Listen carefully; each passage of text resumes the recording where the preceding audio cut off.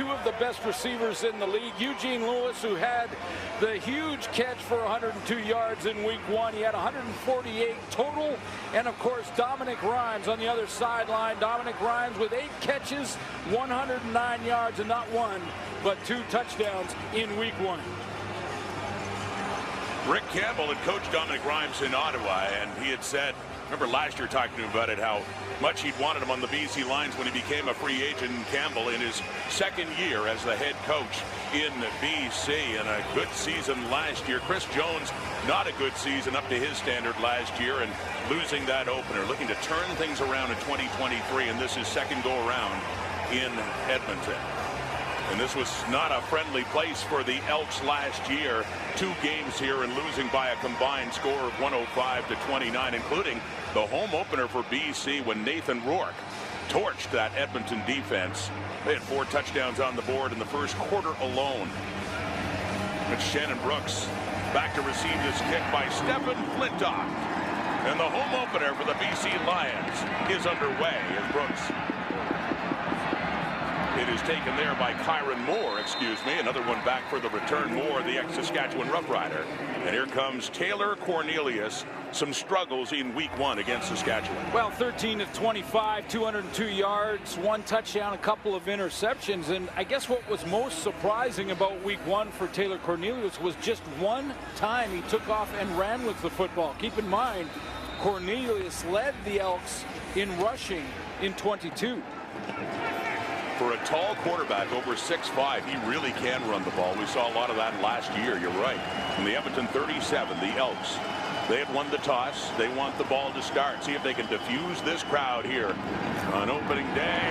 It's intercepted. Whoa, what a start. A flag comes out. Gary Peters has the ball, and that's the exact statement that BC's looking for in this big home opener. Well, he jumped the slant. Now, did he impede the receiver to the spot? Pass interference. BC, number 1. They want a challenge. That's a challenge. That would be the challenge signal for Gary Peters. Let's take another look at it right out of the gate. The first throw from Taylor Cornelius, and Peters just jumps this inside, and there's contact just before he gets there. That's Dylan Mitchell running the slant. So Peters got the ball, but also got the flag.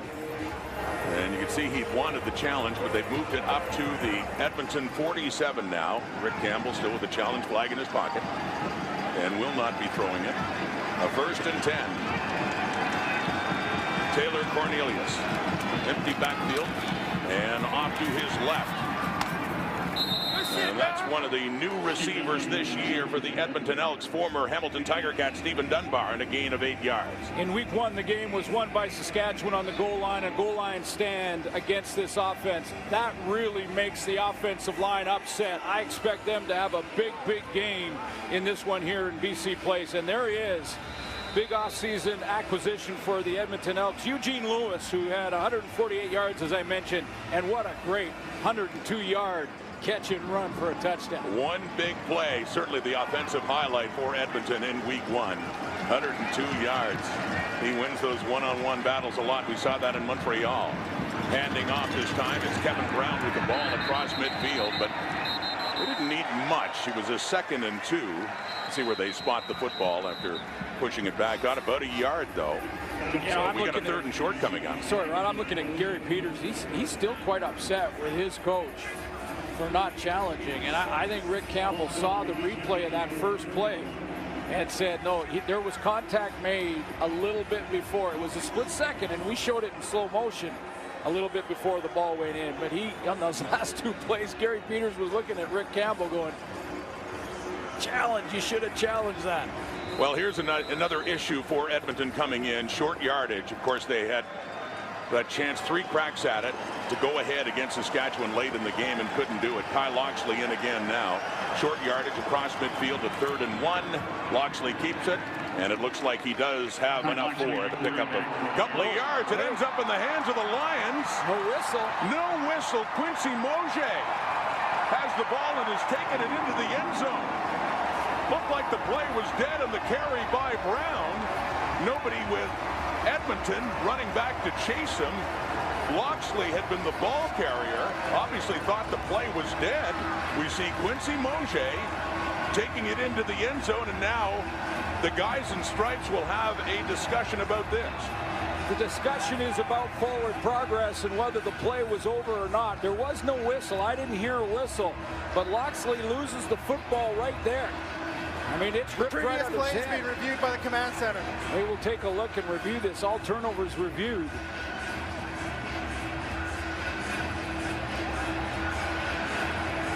The Elks not even bothering to chase him down, thinking that the play was dead. So we'll get a call on this. They've walked their offense right back on the field. Thinking it'll still be theirs, and a first down for Edmonton. Well, they would anticipate. Closest official there was right over top the pile looking for the football. Mosier was running with it by then. Let's take another look at it while the command center makes a ruling here, but the ball comes out. There's Mosier, rips it right there. Now, was Loxley down at that point? Forward progress stopped, or because he's on top of the pile, still trying to push? Well, that's the thing too, isn't it? If they hadn't blown the whistle because he wasn't actually down on the turf, BC arguing it should be a live ball.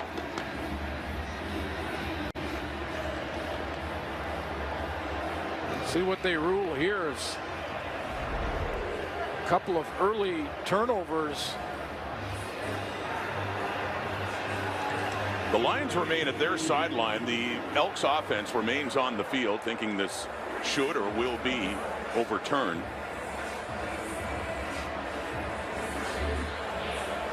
Taking a long look at this one now because it is that important. I mean, how quickly did the ball come out? Ball's out right now. There it is. And you can see that official right on the spot trying to find it, and Mosier takes it out of the scrum, and away he goes. So without a whistle blowing, the one thing you can definitively say is Loxley is not down. Technically, he's not down on the turf. He's lying on teammates. True, not down by contact, but also from the Elks' point of view, everyone kind of stopped at that point.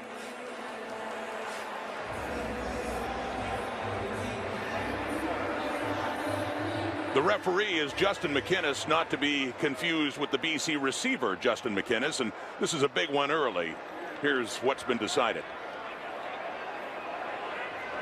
After automatic review by the command center, before the fumble, the Edmonton ball carrier's forward progress was stopped. It'll be first down Edmonton. So well over 30,000 here in the stadium don't like that call, as it's not a touchdown by Quincy Mosier. Ruled stop. Kyle Loxley with the first down across midfield, getting into the BC 52, where this opening Edmonton drive will continue. That's two turnovers the Lions had overturned.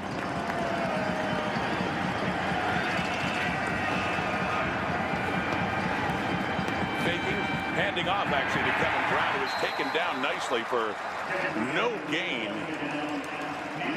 Should take a closer look at that BC Lions defense. 28-year-old Matthew Betts started the season in week 1 with a big sack off the edge. He rotates with David Menard back in the linebacking core. Bo Lacumbo. How about Bo? 9 defensive tackles and a sack in week 1. And then 1 interception for TJ Lee, the veteran in that secondary.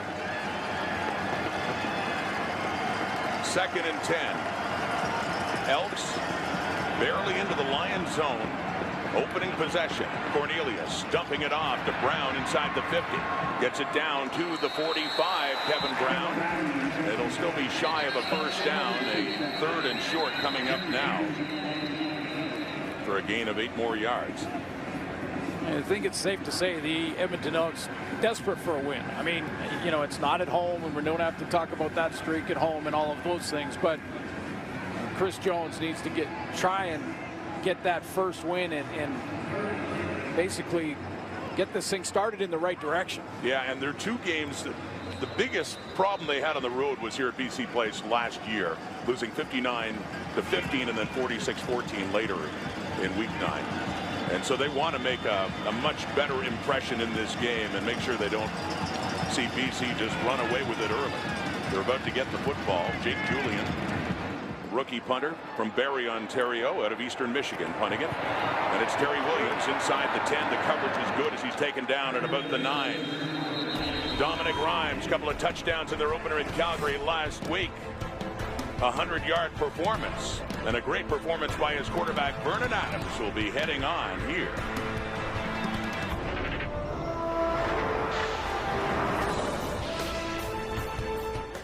In the season opener, McMahon Stadium in Calgary, opening drive, Vernon Adams went 9 for 9, and he hit his favorite target, Dominic Rhymes, a lot. A couple of touchdowns in that game that helped BC in their victory, a 10-point win over the Stampeders. What a great show by both Adams and Rhymes to help kickstart this Lions season. 1-0 coming into their home opener. A scoreless tie against the Edmonton Elks. First possession now for Vernon Adams. Great opening game. He puts it on the ground. And that's another one who had a nice debut, and Taquan Mizell, the new running back for BC. 300-yard passing on the night for VA in the win versus the Calgary Stampeders. A couple of touchdowns to throw one interception, but 28 of 36. You mentioned that opening drive. It went 9 for 9, and that offense was clicking. Calgary made some adjustments, and they had to as well, but nice balanced offense and a little bit of run with Mizell and 300 yards passing.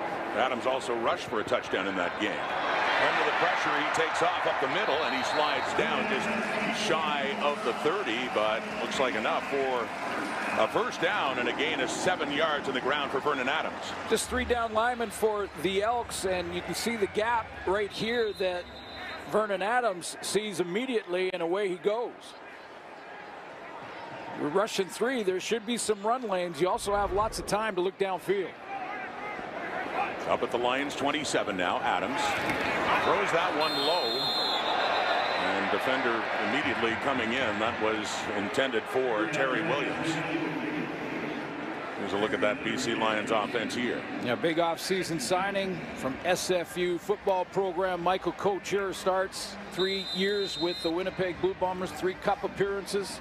And no Lucky Whitehead tonight. Keon Hatcher also still out with a foot injury, so they'll start Aiden Eberhardt out of Wyoming, a rookie that made the team this year, the starting offense for the BC Lions, and he'll get a chance to start his first game in the CFL tonight.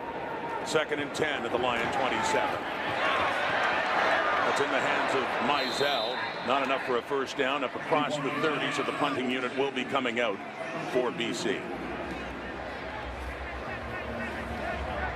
The Edmonton Elk defense played very well in week 1. It was a low-scoring game, right down to the wire. The only thing they need to shore up a little bit is their run stopping on defense, but big series at the end of that game. Saskatchewan sealed the deal with Jamal Morrow. Stephen Flint off the punt. Kyron Moore with the return after a punt of 47 yards. And they get him down at the 35. So back comes the Elks offense. Gino Lewis. What a debut he had, even in a losing cause, with that 102-yard reception for a touchdown last week.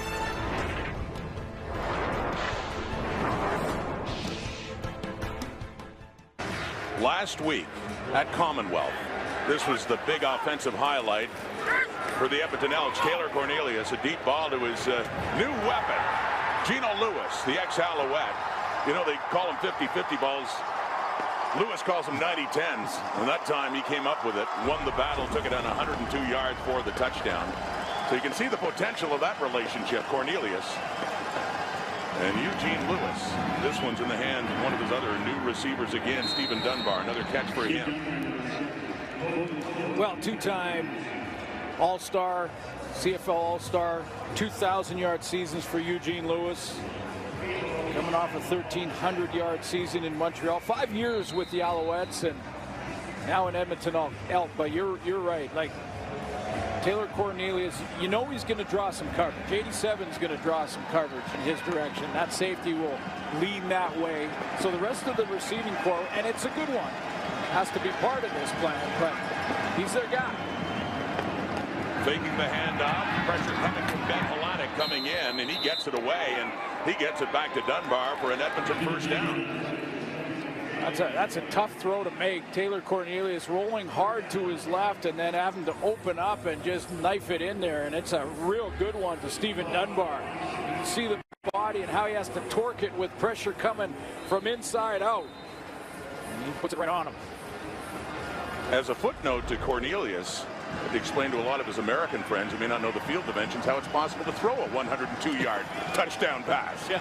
That's a Canadian football We play. got 10 more yards in the middle. And this drive continues. Kevin Brown up the middle. And he's got 2 or 3 yards before his progress is stopped. Yeah, 11 touches or runs, I guess, for Kevin Brown. He had a couple of receptions as well, but another thing, I think when they were at their best last year with Kevin Brown, it was when Cornelius was running the ball to Brown in between the tackles and then occasionally pulling it, and he can really go when he gets on the edge. And he was one of the later additions. I mean, there was the one constant with Edmonton last year was change, week in, week out. Right. New faces coming in. Brown comes in October, and he made quite a statement. Nearly 500 yards rushing for the Elks in latter part of the season. And that one, the intended receiver, it's Vincent Forbes Montbleau, but it is low, and the punting unit will come on for Edmonton. Drive stalls.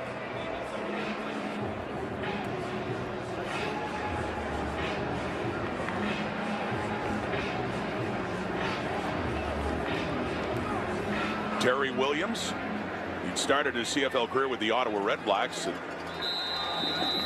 And then after Devontae Dedmon came back last year, they let him go. And Rick Campbell was happy to pick him up. A solid returner for BC. Back from the punt from Jake Julie, who'd been at the Redblacks training camp this year before signing on with Edmonton. And that one brings a flag out. That punt in the air has to go inside the 15. It did not. There, the flag finally does get thrown, but it is a penalty against Julian and the Elks. Vernon Adams gets set to go to work again in a scoreless tie first quarter. Oh, it was great before this game, Suits, to say hello to our friend Mike Benavides, who was going to be with us this season back in our broadcast when he had an opportunity to become the special teams coordinator. Back with his old BC Lions. He was head coach of this team, taking over from Wally Buono after they'd won the Grey Cup in 2011. Yeah, former head coach. So he's going to consult in a lot of ways for Rick Campbell, but, we lost him in free agency just before the season started. We did. A big loss for us always, but great to see Benny and back home in Vancouver and coaching too. That's Mizell with the ball on the first down for BC up against this defense. Jake Serezna a couple sacks in week 1. The loss against the Saskatchewan Roughriders. You go back to the linebacking core. Niles Morgan anchors the middle. He had 7 defensive tackles and a pick in week 1. And Luches Purifoy is going to patrol the middle of that secondary. Former BC Lion. Love to have a big play here tonight.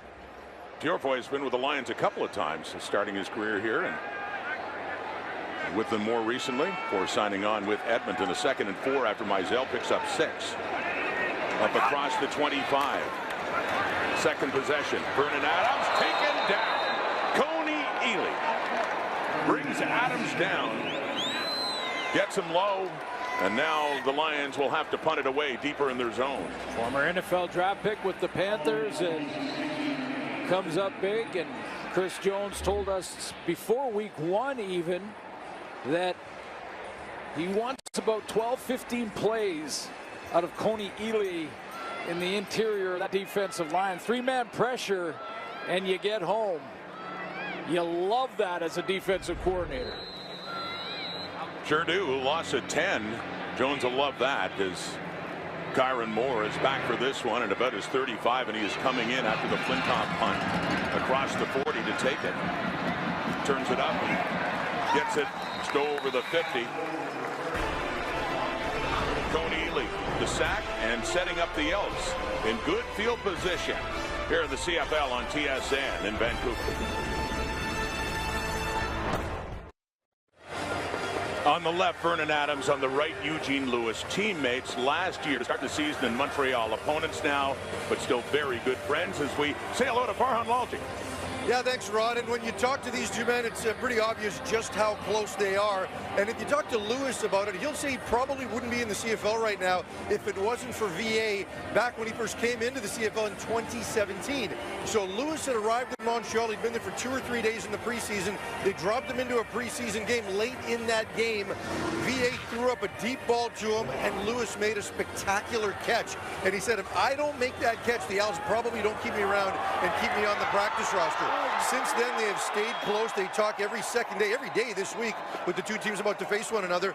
Lewis thinks it's crazy that Adams was not selected to the CFL's top 50 before the season. I asked VA, who's better, Lewis or Dominic Rhymes, your running mate here in Vancouver? And he said, right now, I gotta say Rhymes. He has no choice. Not in the same team anymore, Farhan, but you could just tell how close they are as friends, and Lewis wishing VA all the best luck this season, except for this game. Yeah, absolutely. And two outstanding athletes. And a flag coming out on that in that pass to Dylan Mitchell that was incomplete. How about that catch that we rolled in there from Montreal? And you see the number, not 87. I forgot about that. Yeah, it changed his number, obviously, but yeah, that'll get you on the team. You make a catch like that, that'll get you on the team. But how many times have we heard stories like that where you had one series? We have offsetting misconduct fouls. Edmonton number 64, BC number 90. Second down. You know, you hear those stories all the time. I mean, Michael Riley, former BC Lion, and former Edmonton starting quarterback. Grey Cup and he champion. nearly missed his chance. He had one series. Yeah. You know, and a lot of guys do. Sometimes it's just that one play, that one moment. You take full advantage of that opportunity, and all of a sudden you make the football team and become one of the best receivers in the league. That's Eugene Lewis. 2nd and 10. Cornelius to Kevin Brown. First down, Edmonton, as he gets it just across the BC 50. 10 yards exactly. You know, I'm a big fan of this. I am a big fan. I'd love to have a chat with our quarterback on the panel and Matt Dunnigan about getting your backs involved in the short passing game. You know, whether you swing them out of the backfield, almost like extended runs. You just get him in space. Now, you know, he gets tackled there. It was nice open field work by Bola Cumbo and Haladic, but when you get those guys are so elusive out in space, you make a big play. No points in this game yet. Edmonton hoping to change that. Cornelius, deeper ball with a flag coming out, intended for Lewis, falls incomplete. That flag dropping in the Edmonton backfield. It's going to be a holding. Holding Edmonton, number 64. It's a 10-yard penalty. Replete, first down. It's Thomas Jack Curdilla, the right guard for the Elks, who had the misconduct earlier along with Matthew Betts. Flag there. So momentum gets diffused a bit with that penalty, but for Edmonton already, I won't call it a victory, but they didn't want to come in here like last year and just get blown away early. They wanted to survive the first few minutes until maybe the crowd calms down a little bit, and so far they are managing to do that. 1st and 20. Cornelius under pressure and throws it away. Not sure that made it back to the line of scrimmage, and I don't see. Yeah, there goes the flag. The flag for grounding does come out late. If it's behind the line of scrimmage, there has to be a player close to it. If it goes across the line of scrimmage, you don't have to have a player anywhere near. You can throw it right up into row 10.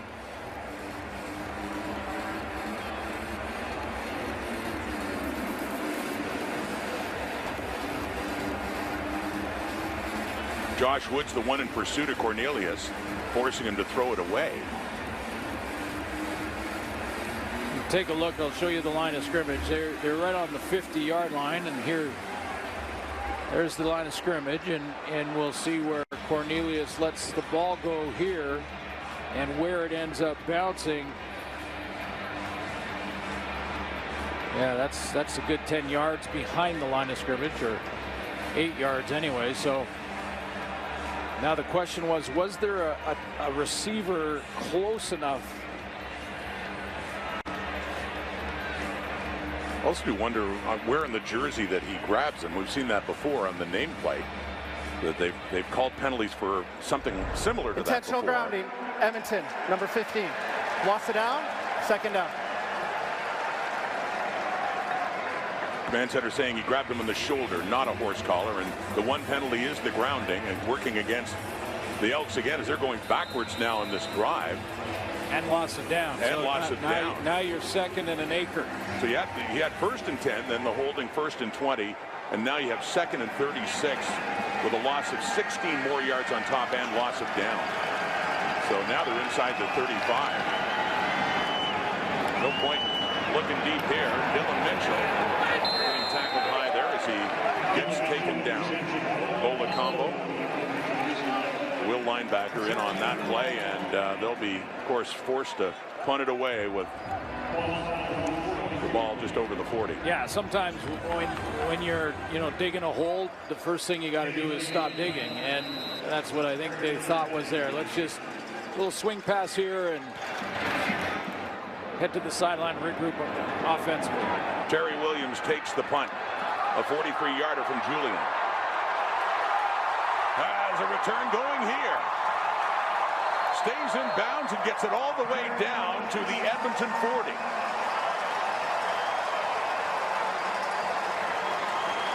"44 yards. You know, it's been a tough week for Rick Campbell and the BC Lions. One of their players, offensive lineman Phil Norman, collapsed. They called it a medical emergency. Thankfully, he's okay, but he decided, Campbell did, to cancel practice after really what was quite traumatic for the team. It was quite a day for us. I'm really proud of how Phil's, the courage he's shown, and just our whole team, our players and coaches and everyone has, fully supported him, and at the same time being able to stay on task of getting ready for an important football game. And we want to wish Phil Norman all the very best in his recovery. No, he'll be watching tonight, and all the best in his recovery from everyone here in the football family across the country. And players praising Rick Campbell for how he handled that situation, knowing what his players were going through to see a teammate to go down. To 2nd and 4 now after that pickup of 6. We're late in the first quarter. Adams, he gets it away, he completes it too, down to the 25. Javon Couture and a first down BC with 1 play left in this opening quarter, a gain of 10 yards. Yeah, Vernon Adams got a little bit of pressure up front, and he's got to wait, so he keeps retreating and then finds Couture. I'm not sure. Couture tried a chip block. He's getting pushed sideways, kind of sidearms that out, but gets a new set of downs. Final play in the first 15 as Couture heads off to the right. 3 more receivers in motion to the right side, and it is given to Alexander Hollins. He is hit hard. Coming in there is defensive back Dwayne Thompson on the hit on Hollins. He came flying in there. Some young guys in the secondary. It's a big hit, but good yardage on first down. Hollins had a good season opener too in Calgary. Targeted 6 times, taking the ball there and taking it down a little bit closer. A 2nd and short coming up to start the second quarter.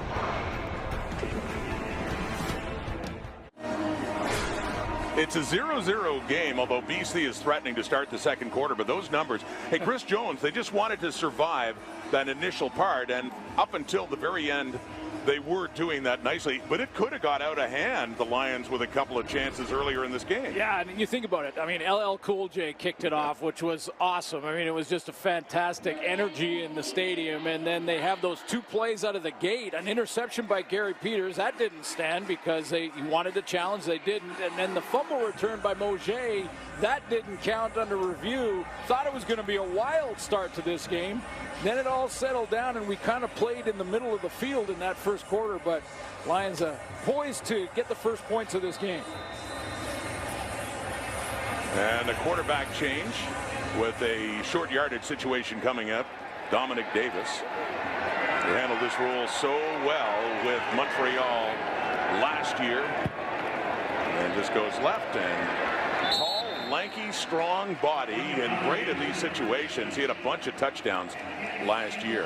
There's a guy looks like he could strap on the pads and get on the field himself, doesn't he? I tell you what, he looked like they're with the owner Amar Doman, who's done such a great job in a short amount of time, and presented with a BC Lions helmet. The energy in this stadium, this is a place to be in the Lower Mainland in British Columbia here tonight, because it was great. I mean, he was awesome. And by the way, huge acting resume for LL Cool J, including Any Given Sunday. There you go. Forgot about that too in that one. And yeah, he's jacked. LL Cool J put on quite a show. Vernon Adams back in and shuffles it off there to Mizell as they have that one inside the 10. The inches we need are everywhere around us. That was from the movie. What? VA just making it up here. I'm just playing in the playground on this one, just dancing around in the pocket. He had trouble getting the handle, and then just a little toss like a point guard heading to the hoop. So we're doing football movie lines now. I got to get to work on that. So we'll call it at the 9-yard line now, and a second down, but 5 to go. Adams and BC, they're threatening for the first time in this game. Oh, a look to the end zone. And no, not caught. It was Aiden Eberhardt inserted into the lineup for his debut, and Adams waited as long as he could before making a choice, and he had him, but it's incomplete. It's third down. Well, it sounds like Rick Campbell's asking the guys upstairs, the spotters, his spotters, to take a look at it quickly. It looked like he juggled it and pinned it against his hip.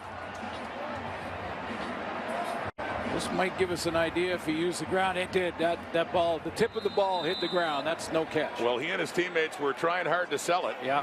Give the rookie a touchdown. Very close to it, but no, couldn't hang on. So instead, Sean White comes on 1 for 1 from 44 last week in Calgary. Sean White in his 14th season now. Still putting them through.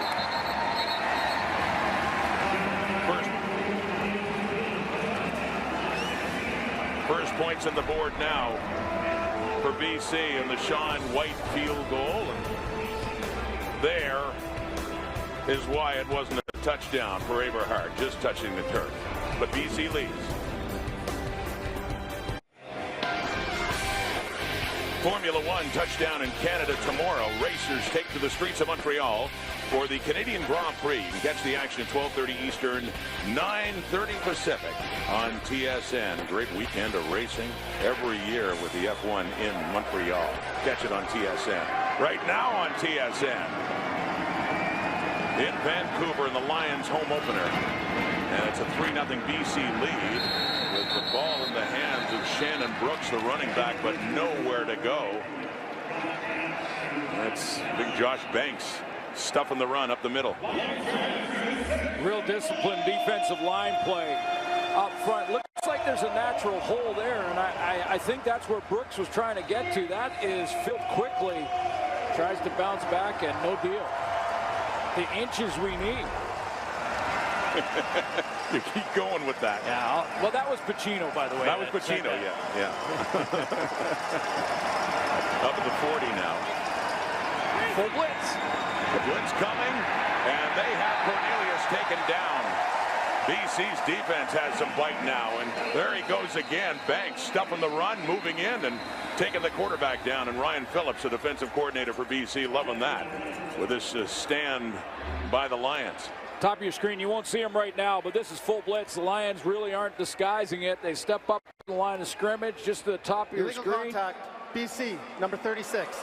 It's 10-yard penalty, first down. However, so while all that's happening in the secondary, Quincy Mauger called for the illegal contact, so that negates that sack of Banks, and the drive will continue for Edmonton up at the Elks 50.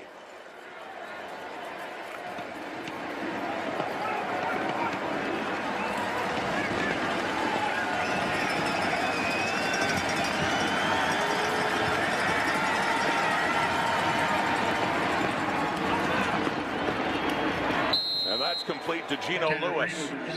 First catch in this game. He's got 9 yards. We talked about it. He had the big game for 148. Let's go back to that.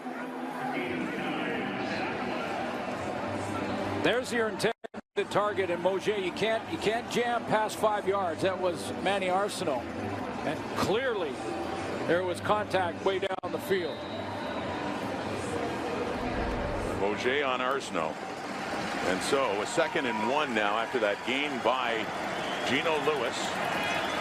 They're in the Lions zone. They've been there before. Kyle Loxley easily this time gets that first down up across the 50 inside for Chris Jones, Edmonton Elks. You know, it'll probably happen because there's some great defenses in the league, but I mentioned it off the top that an offensive line just cannot stand if they don't get that 1 yard in short yardage. And to have it 3 times last week and not get it done on the goal line, I guarantee you those old linemen for the Elks they had one of those weeks where they said, never again can we allow that to happen. It's all about leverage down when you got 1 yard to go. And who can get the lowest? Yeah, and Jones didn't want to talk about it, but he did say there were failures in different ways. It wasn't just the same thing on every down. People have to do their jobs. Here's a deep ball. Now hauled in Dylan Mitchell. Oh, they say no. Mitchell had his hands on it. And incomplete. Look close to a big grab for the Elks with Marcus Sayles in on the coverage.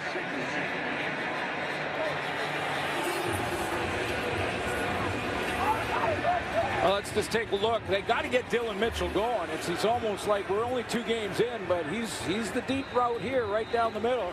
And you take a look at whether or not he got it. He tries to high point it.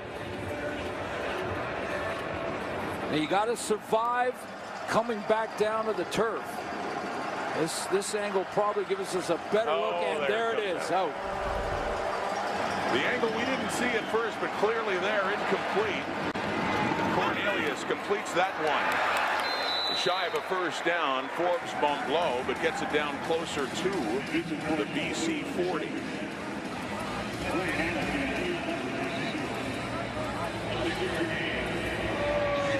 And so the punting unit, Jake Julian, is coming on. And will try to pin the Lions deep here in the second quarter. A 3-0 BC lead.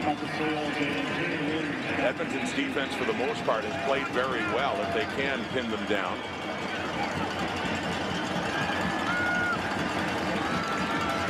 Field position game here as Julian stands on this side of midfield. Terry Williams back for it. He takes it inside the 10, or excuse me, Marcus Sayles with the ball back there with Williams. So they do pin them down around the 10-yard line. Game 2, Taquan Mizell. Farhan will have more on his story and his inspiration here in the CFL on TSN. Taquan Mizell made his CFL debut finally last week and had a great performance against Calgary. It's been a long and painful and inspiring road to get back into pro football. Back to Farhan Lalji. Yeah, for Mizell, he really appreciates this opportunity, and he was taught to appreciate opportunities by his grandmother, Dorothy Hambrick, who he was very close to.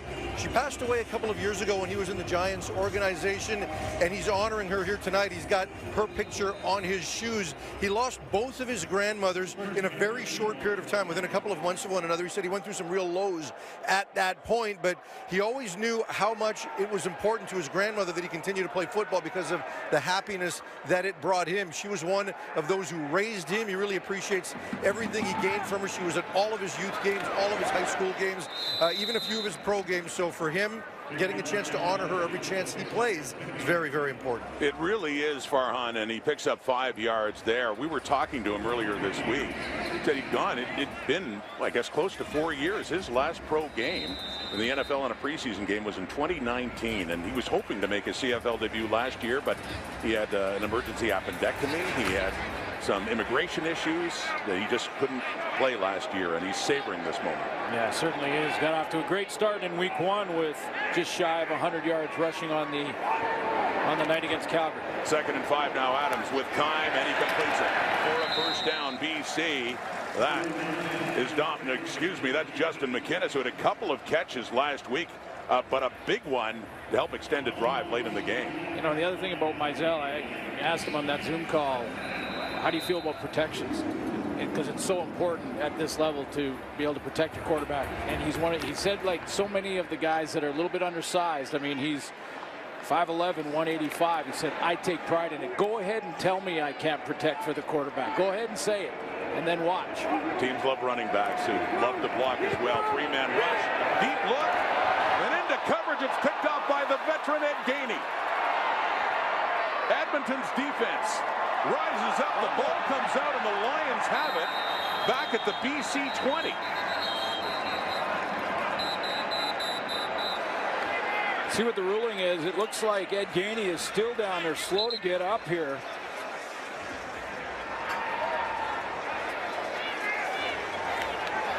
Ruling on the field is that the Edmonton player was down with contact. First down, Edmonton. And Ed Gainey is hurt. 30,000 here. There's a few times the Boo Birds have been out because of some of these calls. Let's see. Is he down by contact when he gets hit? Take a look. And you can hear the reaction that replay also on the Jumbotron. They think it was out as Rick Campbell challenged this one. This is probably a better angle. The last play is being automatically reviewed by the command center. That's right. It is automatic because it's potential turnover. So it will automatically be reviewed, and Rick Campbell does not have to use his challenge. It looked like he lost control. Looked like the ball was coming out before his knee touched. Javon Catoy coming back to tackle Ed Gainey, who's still feeling the pain of going down, and there might be more pain in a lost football and a BC ball. We're awaiting word.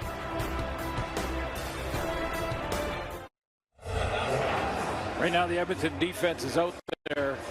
Take another look at it. Looks like the ball was punched out before the knee touched. So here is the ruling. After automatic review by the command center, the Edmonton player was not down by contact. BC recovered the football. First down. So a turnover and then a turnover, and it's still Lions football. Ed Gainey had the interception and a long return, but then Catoy got him and ruled it is a fumble. So yeah, that's the heads-up play that Catoy stripped it, but also that they recovered it immediately. So back at their 20 now. The Lions have it on a first down, and Adams rolling out to his right in play action, and he completes that one. That is Dominic Rhymes, popular receiver last year in Calgary last week in Calgary with a couple of touchdowns. Yeah, Dominic Rhymes got the deep curl here. Mizell goes to the flat. He's open as well. So the defensive back on that side is in a real bind. That's Darius Bratton, and he just, either way, he's going to be wrong. If he jumps Rhymes, they throw it to Mizell. If he jumps Mizell, they throw it to Rhymes. Up to the BC 38 now. It's 6 minutes until halftime. They put it on the ground. It's Mizell with a flag coming out as he got it up to the 45.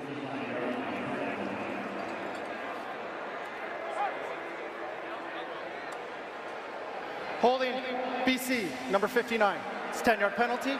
Repeat, first down. Calling the right tackle Kent Perkins on the hold to negate that carry by Mizell.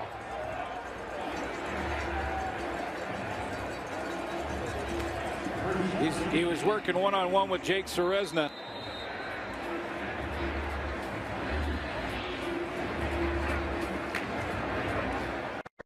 There's the matchup, and you see Serezna trying to go outside, and he pulls him back from the shoulder pad. So it goes back to the 28 and a 1st and 20 now for Vernon Adams. Lions lead just with a field goal. Another deep look, and that one nearly picked off as he was past the intended receiver, and Bratton coming in. A 2nd and 20, and a good break for BC that they didn't turn it over there. Vernon Adams has to try and drop this past the linebackers in that first line of defense and then in front of the deep defenders. And that was a tough one to gauge as you can see, over the head of Dominic Rhymes. So a 2nd down and 20 now.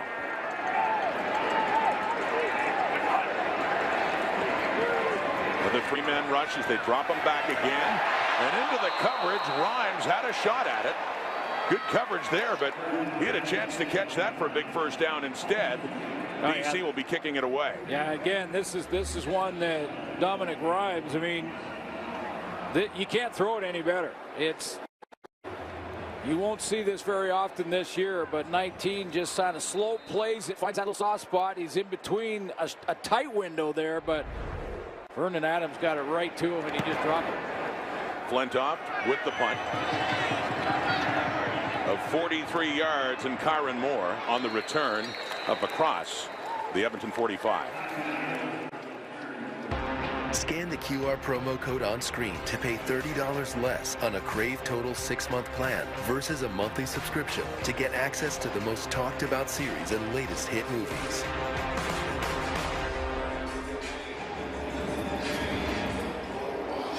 If you watch Succession, did you watch Succession? I'm towards the end of season 3, so no spoilers, please. Yeah, oh, and I can't quote the main guy on that. Okay. No, you can't do that on national TV. no, I've watched enough of it to understand that. If you watch Succession, folks, you know what I'm talking about. Logan Roy. Yes. There's Kevin Brown. First down and more as he's taken down by Manny Rugamba, but not till he gets inside the 40 of BC. A gain of 25 yards for Kevin Brown. Yeah, just excellent vision here as he's going to hit the hole and then bounce it. Watch him just kind of pause to let his guys up front get that pulling guard out in front. He finds that little spot and then bounces to the outside. That's the acceleration that Kevin Brown has. He can go from 0 to 50 in a split second. The Edmonton Elks have a chance to, at the very least, tie this game late in the first half. They would certainly take that the way it's gone the last couple of visits here. As the ball comes out and the Lions have it. Was he down? No. They're saying turnover. BC football as Brown copped it up. Tough running between the tackles. That one run that we just saw from Kevin Brown was outside. He bounced that outside when it was all shut down. Let's see, the ball is out before that knee down by contact. Nathan Cherry was the one who punched it out, and it's recovered by David Menard. So another key turnover here as Brown gets consoled. He's had a couple of good runs, a 25-yarder before that one. So Vernon Adams on one play in the last series throws it a little bit too high to Dominic Rhymes, incomplete. Then he throws it right to Dominic Rhymes, who drops it. Get the feeling that third time might be the charm. Going after him again, you think? Let us see. 3:22 in the clock till halftime. And there we go. He goes back to Dominic Rhymes. You called it. Third time's the charm and a first down. BC Lions on the move. Yeah, he just, I mean, this time he made Dominic Rhymes catch it out of self-defense. Threw it right at him. He drilled it in between the 1 and 9 for a 21-yard. He said, let's get back on track here. Not going to be a problem this time. Rhymes from Adams with a big combination last week in Calgary. They connect there, up near midfield and a first down. And it's Mizell keeping his feet, moving around. Pile moves. Good power after contact, Mizell, and he has 9 yards on that first down carry. As we get down to the 3-minute warning. Points at a premium so far. Edmonton denied a chance to tie it up. Now BC will look to add to the lead before the half. Coming up at the half, we're going to talk about good VA, Edmonton speed, and Milt Siegel is going to recite every single line from LL Cool J's performance because I'm pretty sure you knew every single lyric, correct? I'm ready. I'm ready, baby. I'm ready. I'm ready. All right, we'll see. Smitty? Kate, don't call it a comeback. Mama said knock you out. Milt Siegel. I'm looking forward to that. And he's looking very dapper. They all are looking great, of course, on the road here in Vancouver. Panel coming up. Thoughts on the first half. It was a 10-yard gain or just shy of that. And now we'll get the first down, but a great run before heading into the 3-minute break by Mizell to set him up with the 2nd and short. Field goal range right now for BC. Let's take Juan Mizell. It was Dominic Davis with the short yardage. Jordan Maximic, the offensive coordinator for BC.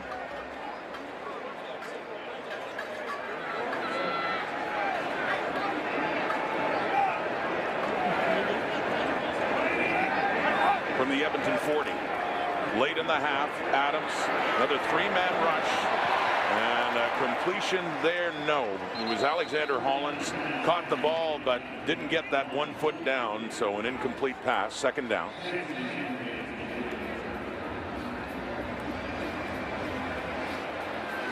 Take a look and see if Hollins, did he get a foot inbounds? First foot down, looks like nope. He's heel on the white stripe. Only need one. Yep. In the CFL. Not quite. For Hollins, who was targeted 6 times, 6 catches, 85 yards last week against the Stampeders. Under 2 minutes to go. Adams completes that to Katoy. And trying to break free. Shy of the Edmonton 30, and it'll be short yardage again coming up here for BC. Now, one thing I think the Lions at halftime are going to go in and talk about offensively, and Jordan Maximic, who you just saw, they're going to talk about Mizell out of the flat here. They go across to Katoy on this play, and they're a little bit short. Line up for a field goal here, but hold it right there. Mizell wide open in the flat. I mean, you give it to him early and look at the space he's got in front. I've seen that a couple of times in this first half. Don't be surprised that Jordan Maximic takes a good hard look at that on his iPad. So short yardage, but not taking any chances, wanting more points on the board now. The play clock goes down to 0. Sean White on the field for the field goal Time try. count violation, BC, number 10. It's a 5-yard penalty. Remains 3rd down. So that one in the low 30s will get. Oh, yeah, correction. It's a 10-yard penalty.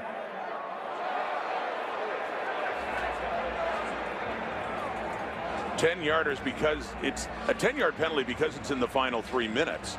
So puts a little more, tightens the screws a little bit on Sean White, backing him up another 10, but. And I will, I hate to jinx kickers, but he has been money throughout his entire career, and certainly the last few years too. And so from the 37 to a 47-yard try, it's Sean White. Yep. Puts it through anyway, despite the penalty, as the Lions do double their lead to 6-0.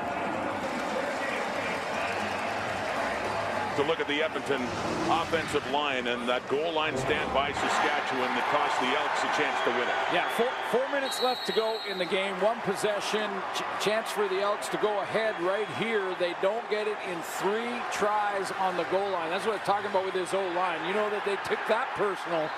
And now, again, I'm not saying they go the rest of the year without not getting that 1 yard on short yardage, but I'd be real surprised to see him not get a short yardage play here tonight. Wounded pride for sure in a situation like that. We've seen them in short yardage tonight for Kyle Oxley. Taylor Cornelius. And a tough first half for that Edmonton offense. They've had their chances though. So no points on the board. That's not going to help. That's Shannon Brooks. Wanted to take off for securing the ball. Incomplete, 2nd down. Yeah, he just took a peek. That very first fundamental you learn when you're catching a football is look it into your hands until it hits your hands. Then you can turn and look where you want to run. And it happens even in the pros.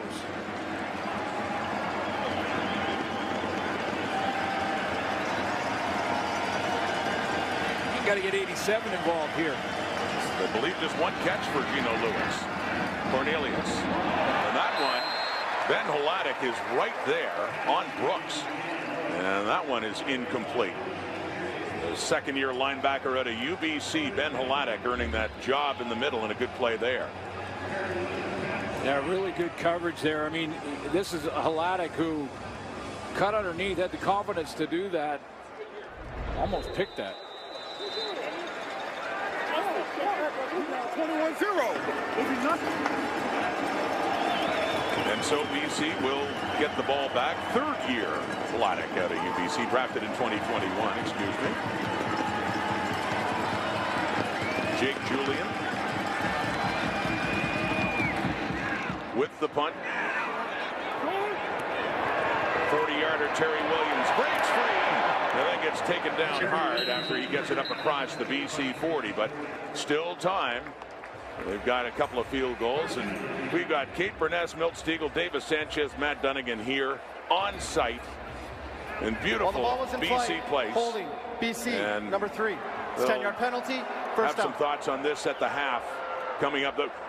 You know, they're racking up the air miles. So they were in studio. They come out here to a couple of games, and then they are back in studio for tomorrow's game in Toronto.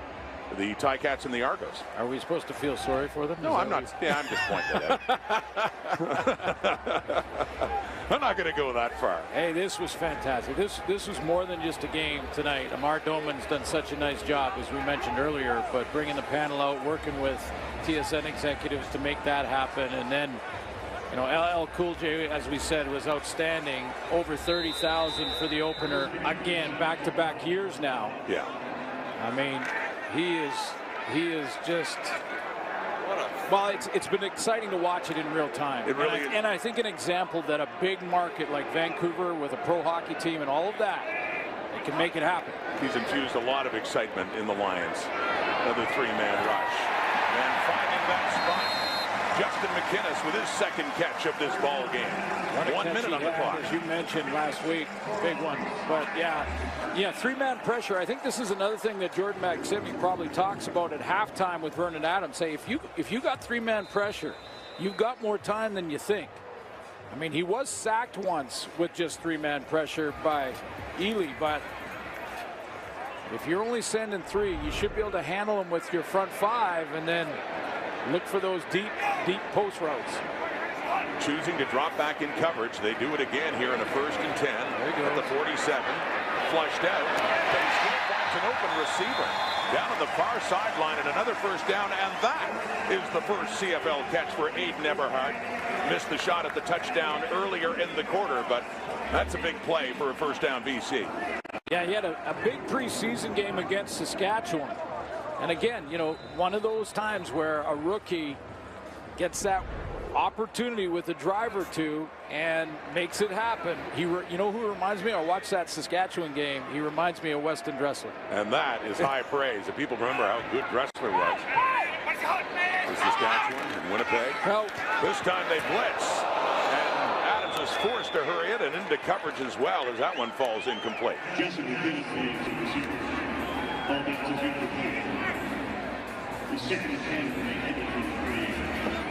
Mark McLaren, I think that was a deep dig route here to McInnes, and the timing, because the blitz is coming off the edge. It's Luchez Purifoy, and he's unblocked.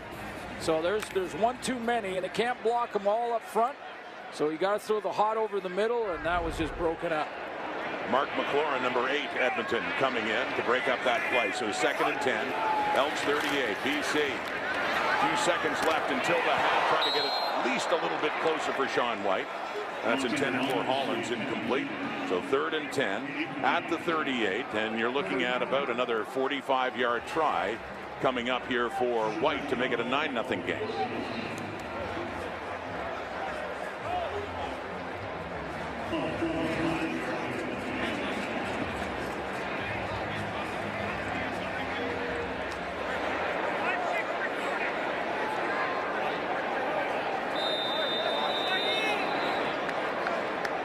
At a 44-yarder in Calgary. That went over 40 earlier in this one, and he does that again. What a great career he has had. One of the fine CFL kickers in the history of this game, Sean White. And he is 3 for 3 in this game and still perfect on the season with 23 seconds to go. 9-0 as halftime is beckoning, and a great defensive performance when you look at it. Pitching the shutout? Yeah, absolutely. Yeah. Ryan Phillips, the defensive coordinator, pitching the shutout in the first half. Now both defenses are playing quite well. They really are. You take a look at 3 field goals for the Lions that they had to settle for, but 0 on the board for the Elks in half number 1, unless Cornelius can sling one. At the Edmonton 40. And that one is high. Reaching up for it is Dylan Mitchell. Taylor Cornelius. Well, it's way too early, and you know, Cornelius has the confidence of his head coach, and we talked about that before week 1 with Chris Jones. But you got Chris Jones. He's got to make something happen offensively. Kyle Loxley can run the offense. Now, I'm not pulling the starting quarterback in the first half, but I'm just suggesting that at some point this Edmonton team has got to start putting first downs together, drives together. This seems to be out of sync for the second straight, well, a game and a half now. Like that Time against count Saskatchewan. violation, Edmonton, number 15. So lost it down, 3rd down. And that kind of stuff doesn't won't help, yeah, does it? I mean, that's what I mean. It's like now you got to kick the football, and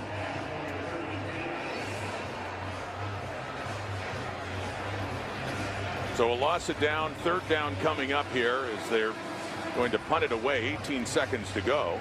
You got the explosive Terry Williams. Yeah. We've seen him do great things, especially here. And how about last night? This is the night after, boy, Janarian Grant of Winnipeg. Maybe the best return. That was ridiculous. In recent memory. I'll say that. I mean, I got a bunch of tweets on that return from, is he as good as Gizmo? You know, that's hard to compare. I mean, Gizmo is the best, I don't care, in any league.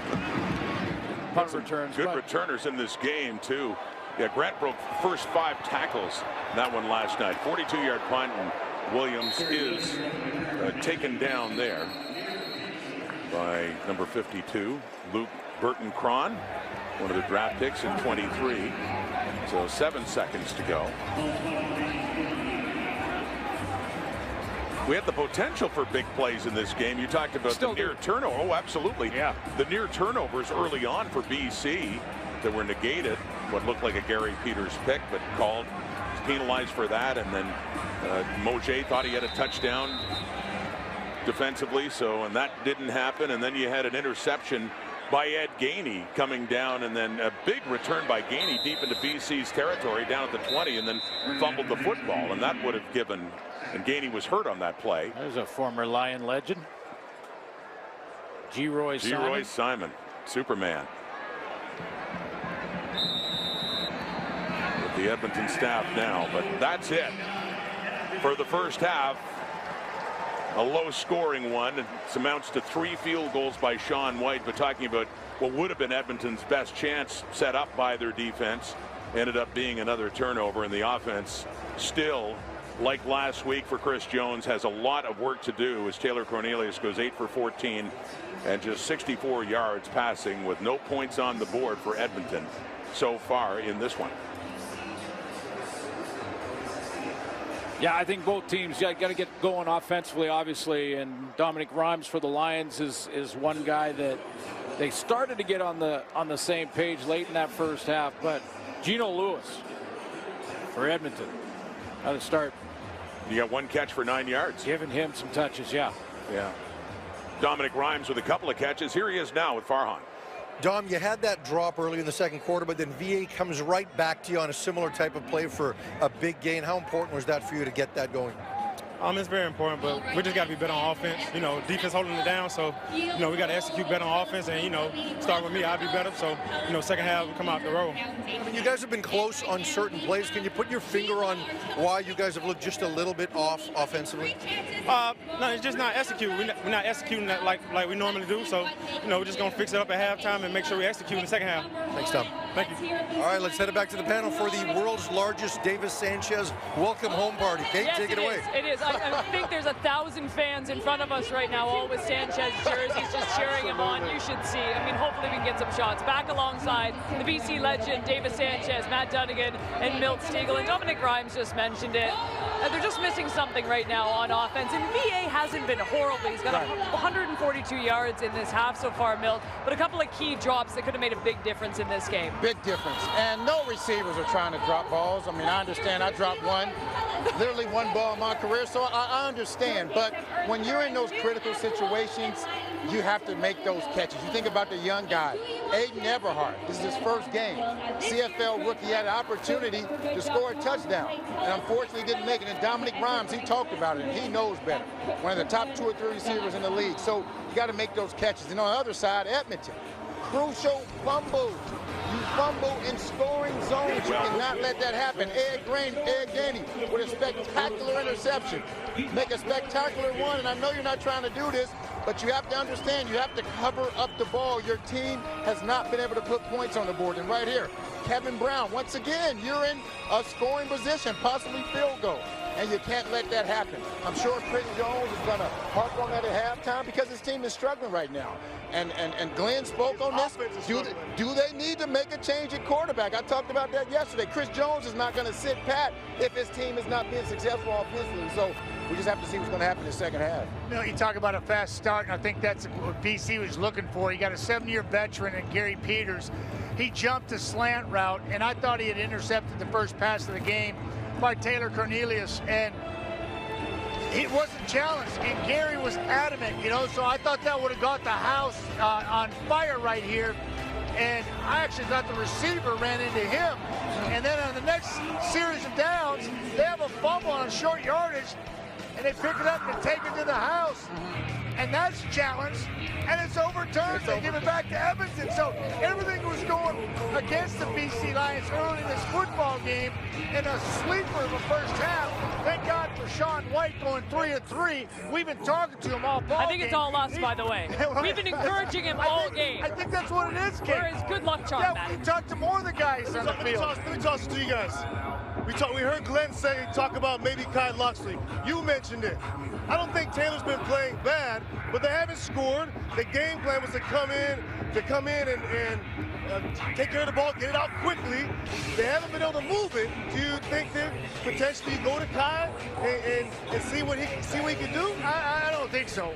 Right now, no. It's not because you're quitting on Taylor but just for tonight. You got to make a change if you're struggling. I mean, we saw one in the Ottawa game. Yeah. Right? They sat down Arbuckle and went to Tyree Adams.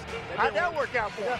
Yeah. No, I just think he's just asking. I was wondering what you guys thought. He's hitched his wagon to Taylor Cornelius. I don't think you gotta let him work for those things. I mean, the franchise and what they're doing this year, yes, but I'm just curious. A little change up sometimes helps. Maybe you spark it, little no huddle. Maybe you spark something. That's just a thought because obviously they can't move the ball right now. You know what, too? It's interesting because I think Chris Jones doesn't mind this. Like, this is a low-scoring game. We know that he might come out in the fourth, do something different. But anyways, we'll find out that later. In the meantime, as I said, Milt Stegall might be the biggest LL Cool J fan in the world. The fans were absolutely loving it. Maddie was into it. That woman clearly into it. A lot of ladies into it.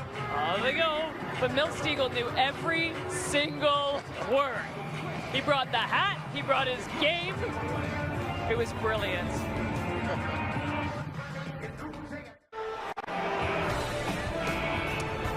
All right, week 2 wraps up tomorrow. The Toronto Argonauts unveiling their Grey Cup Championship banner. You can see it 7 Eastern, 4 Pacific. Matt's going to be calling the game. Milt and I had to fly back to Toronto to be on the panel, and I have no idea what Davis is going to to be doing. I think golfing or something along those lines. Okay, time to play Who Did It Better. So we're going to go through a couple tackles here that happen in the world of sport. One CFL, of course, it's Argo-oriented a little later on, but we all saw this. This was awesome. Adam Hadwin just wants to go celebrate with Nick Taylor. Boom! Gets laid flat out by the security guard. The best part was all the security guards that ran after the one saying, no, no, no, he's good. He's totally good. And I heard the champagne bottle is going into the Canadian Golf Hall of Fame. Now, the other one does involve AJ Ouellette from the Toronto Argonauts. This was amazing. He has his championship ring on. This was Greektown Wrestling in Toronto, and watch this tackle. Whoa! to the mat. Question is, what was a better tackle, Davis? Oh, was it I got security guard all day long. All day long. Really? Absolutely. Because he lifted a leg too, a form tackling on that stage, big time. I'm going with A.J. Ouellette all day long. Grey Cup champion, put his ring on the line and got out of his comfort zone and got into the ring and laid some smack down. And I tip of the cap to A.J. Ouellette getting it done. A.J., what he did was impressive, but a little fabricated. We know about a little wrestling. Well, that was security pretty guard. real. That's real, Milt. It's real, and I got real hair, too. We won't talk about Okay. that. But that security guard, that was all natural. He hit him like he was waiting for somebody to get out of place so he can hit him. So I got to go with the security You know what, too? guard. I would hire that security guard. That's all I know. But I got to go with you. I was A.J. Ouellette for me as well. I like the comfort zone. I like the fact that he was wearing his championship ring. And I love his flow, Milt Stegall. Okay, but you know what? 2 isn't enough. We need to put another one into this category. I think we need to do one more tackle. Yeah, all right. I agree. I agree. Yeah. So you can watch your ankles. You can't even catch Milt, let alone Watch your tackle ankles, Milt. Here goes nothing. Live on the tackles CFL low. panel. Milt Stegall versus tackles Davis low, Sanchez. He tackles low.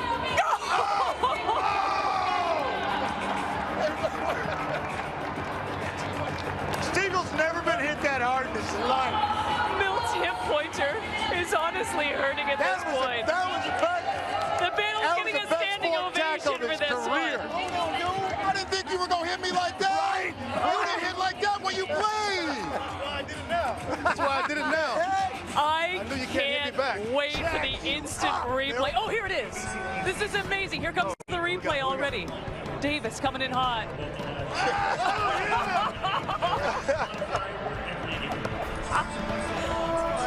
That's the best thing that's happened on the panel this season. I didn't tackle anybody. I didn't fumble. Oh my goodness.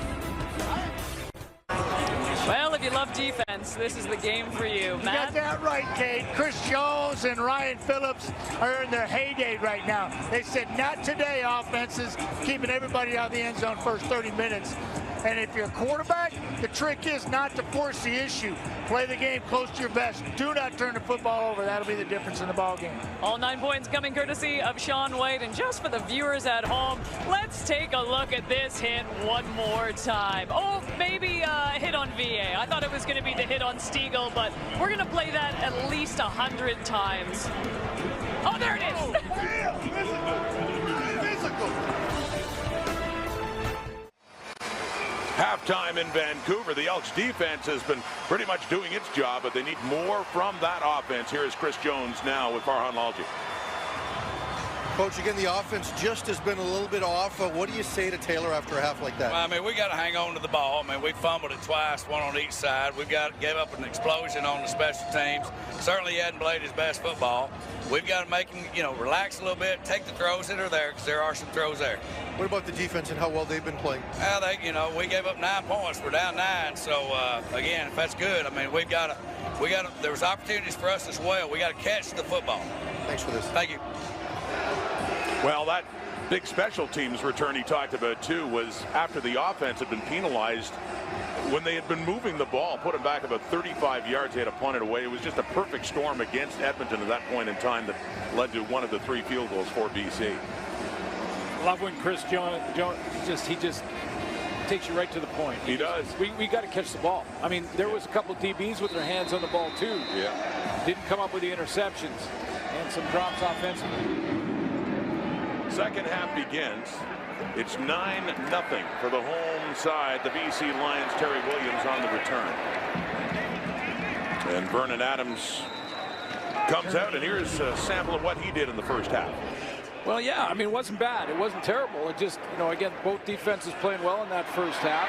It was an early run for a first down. He was off a little bit on a couple of throws to Dominic Grimes in that second quarter, and then they got dialed in again after that. Katoy with a couple of catches.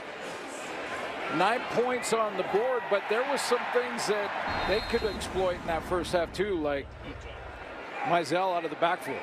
11 of 19 for 146, and that interception by Ed Gainey, who later fumbled the ball. So Adams to work here in the second half. 9-point lead, and another gain there for Dominic Grimes, going right to his top receiver so far this season, and a gain of 19 for 19. Lots of time because of that same three-man pressure package, so VA just sits in there. He's going to sit, wait for the crossing routes to clear. That short one is to pull the linebackers up, which it does, and Grimes in behind it. To the Edmonton 52, Mizell takes a hit. Niles Morgan, the middle linebacker, hauls him down after a gain of 7 more yards for Mizell in his first CFL season. When we talked to him, Mizell, I asked him about the protections and things like that, and I said, "What's your game?" And talking about how quick his feet is. He says, I don't half step. I don't half step in protection. I don't half step when I get the ball. I don't half step when I catch it. And that was slow motion, and his feet look quick. And he had a run in the first half where those legs just wouldn't stop chugging. He picked up 6-7 more yards after contact. In the hands on the ground again for Mizell. Pounds at that time, as he's a couple of yards shy of a first down, wanted to pick up a little bit more. Jake Zaresna came across, kind of cut that one off. He basically played the play and gave up containment, cut underneath it. Makes the play to make it interesting. And what is Rick Campbell? So Sean White has come on. Yeah. This is 3rd and about 2. And this one, White's hit a couple in the 40s, and this one would be a 51-yard try for the veteran Sean White. All field goals for BC so far, and looking to start the second half with one more. Flintoff putting it down, and White caught the upright, and it drops in. It broke right, but he got a little bit of help as it hits it, and it hits down and through. 3 more on the board. White and the Lions in a 12-0 lead. Like that.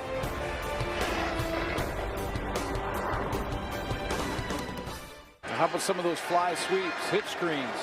Can run after the catch, too. The Elks down 12 now. On the ground to Kevin Brown. Breaks left. And still on his feet. Picks up close to 5 yards for the Elks up around the 45.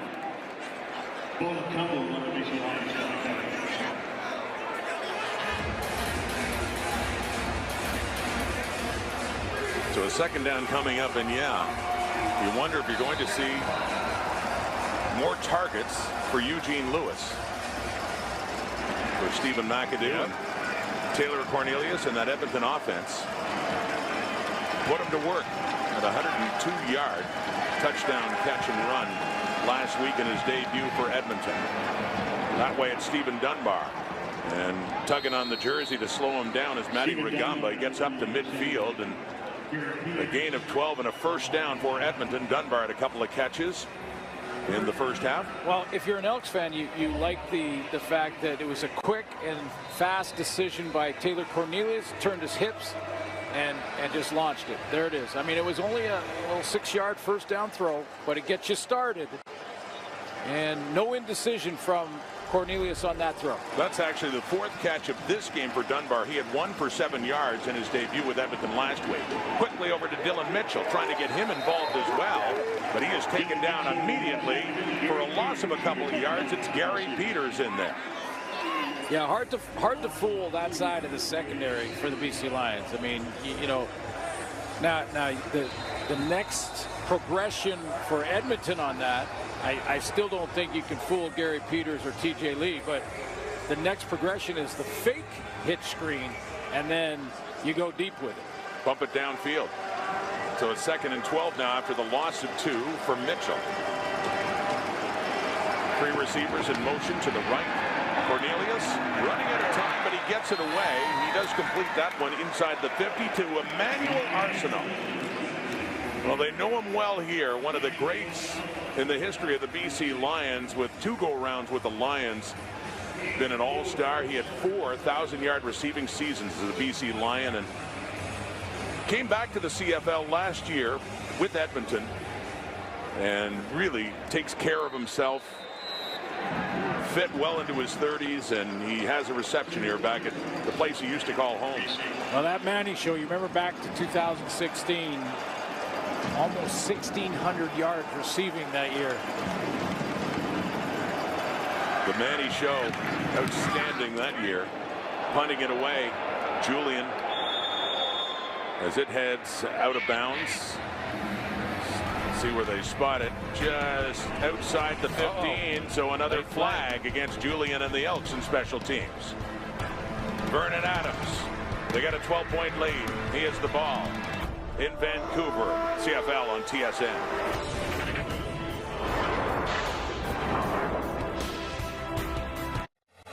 I'll tell you, it's one of my favorite shows. I'd watch it all again. Crave, home to every episode of the groundbreaking comedy hit critics call one of the funniest shows of all time, The Office. All seasons are now streaming on Crave. Rod Smith, Glenn Suter, Farhan Lalji, Kate in the panel, all here for this Lions home opener, and they are leading it, and they have the ball up at their 29 right now for Vernon Adams. And a 1st and 10 and a 12-point lead. Gets it away and does complete it for short yardage. Niles Morgan hauling down Mizell after that catch. It's interesting that Chris Jones is sticking with this package because, well, at this point, they haven't given up a major. And he's going with 3-man pressure the entire time. So he's dropping 9 into coverage. And it's actually messing a little bit with Vernon Adams. I mean, he's looking downfield. He has time to throw it. He's having problems finding anyone. Yeah, Edmonton's defense. A lot of plays have done a good job. Once again, rushing 3, and Adams, with less pressure coming, doesn't seem to be having much problem finding an open receiver. He finds Aiden Eberhardt there. We saw that before, earlier on. Gain of 13 yards. Again, Lucky Whitehead out of the lineup tonight. Keon Hatcher not ready quite yet. Pretty good receiving core when they're all back, won't it? Sure is. Running play, Mizell on 1st down, and he keeps working. Keeps the legs moving as he gets up close to midfield. See, this is one way to work on 3-man pressure. If you're getting 3 on the defensive line, and your linebackers are trying to get depth, and there's, you know, they're trying to take away any deep routes. Run the ball. Just run the ball, and your guys will get angles. Get a nice block there from Javon Catoy to come down. Get a nice 7-yard gain on 1st down. 2nd and 3 now.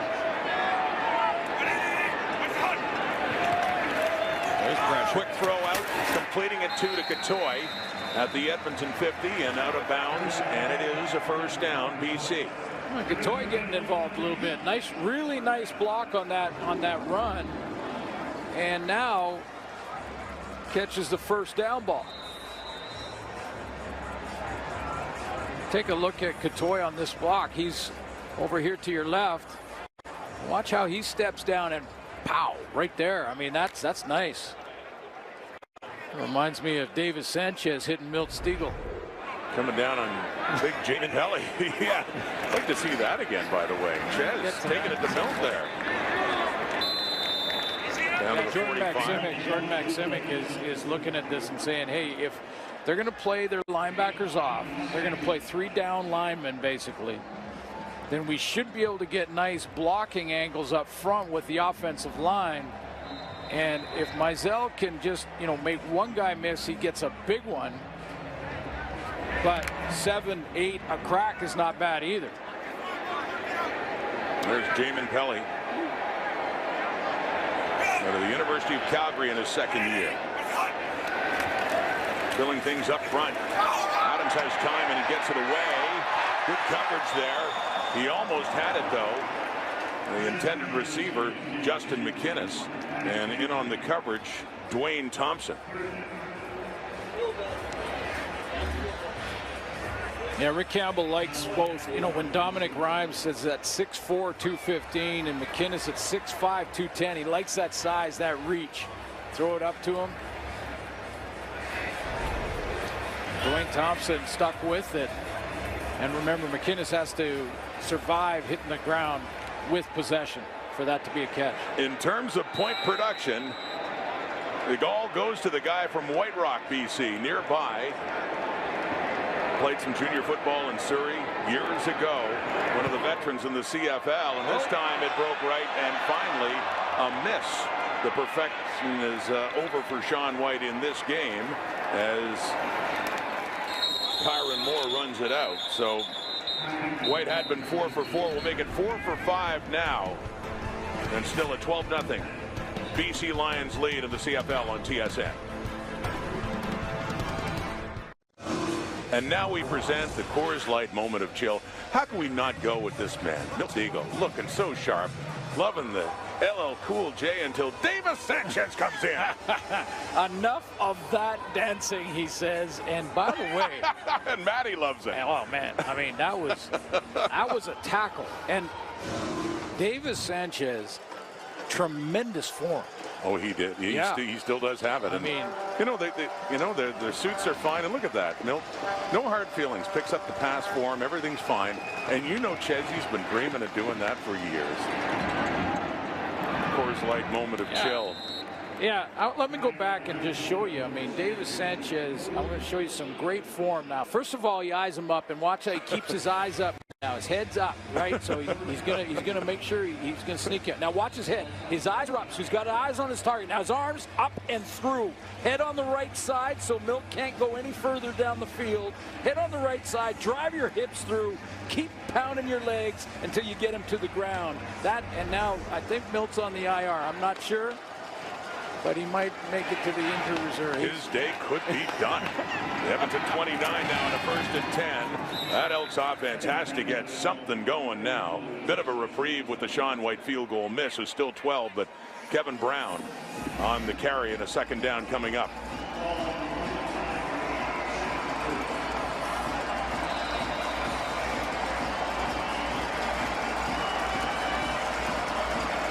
Seven punts, 1 fumble for the Edmonton Elks. It says a lot, doesn't it? Well, it says the defense for BC's playing well, but yeah, I know where you're going.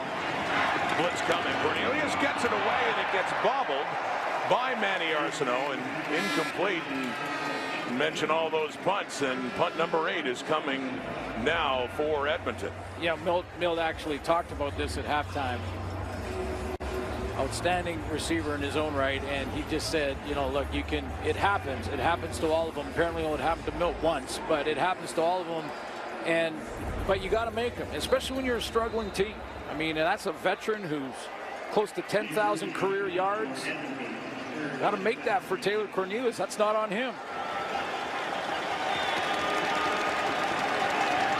So Jake Julian, recently signed, the Canadian out of Eastern Michigan, on the low snap and punting it away to Terry Williams. Coming in for it.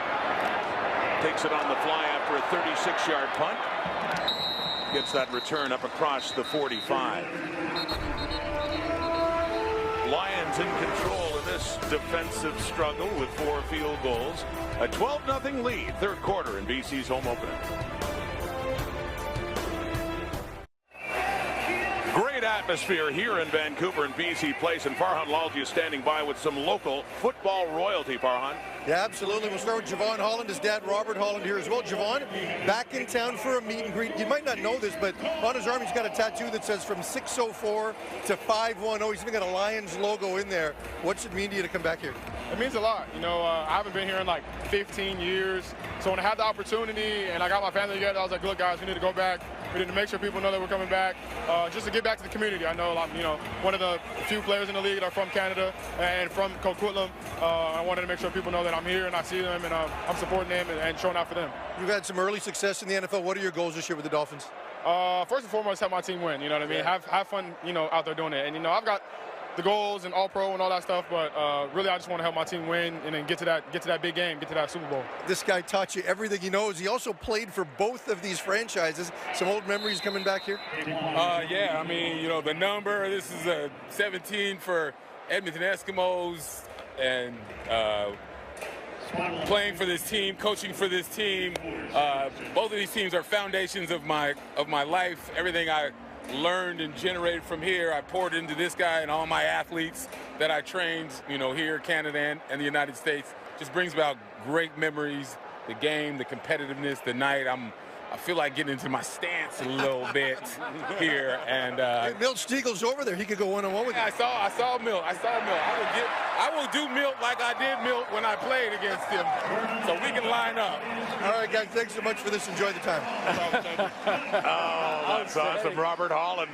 Ready to go again, and that's Hollins, Alexander Hollins with the catch and a big one there for BC. I was going to say, Dad looked like he could play still. Look out, Milt. A couple DBs roaming around down there. And what a career Javon's having too in Miami. Absolutely. Great football family, the Hollands, with Father's Day coming up tomorrow, and proud moment, I'm sure, for that man, Robert Holland, who played for both of these organizations. So here comes BC, 1st and 10 at the Edmonton 33. Down the middle, complete. Javon Catoy, and he has that one inside the 15. Interesting look here from Vernon Adams. He's going to look out to Manziel. Watch, go ahead and snap it, guys. He's going to look to Manziel. Stop it here. Mizell, now look at that. He looks that way. That opens up his receiver over the middle because the linebacker vacates. A 20-yard gain to Catoy because Vernon Adams, with his look to Mizell, moved the linebacker out of the middle. Takes it down to the Edmonton 13. Lions still haven't found the end zone. Close here with Holland. Yards after the catch to get it down to the 5 with Serezna taking him down.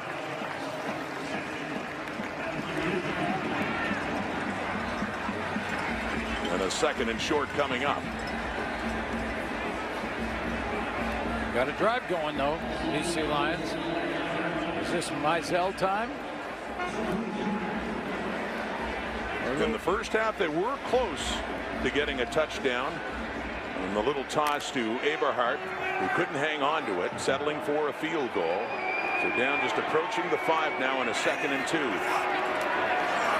Faking the handoff. Soft toss into the end zone. One-on-one. Touchdown, BC.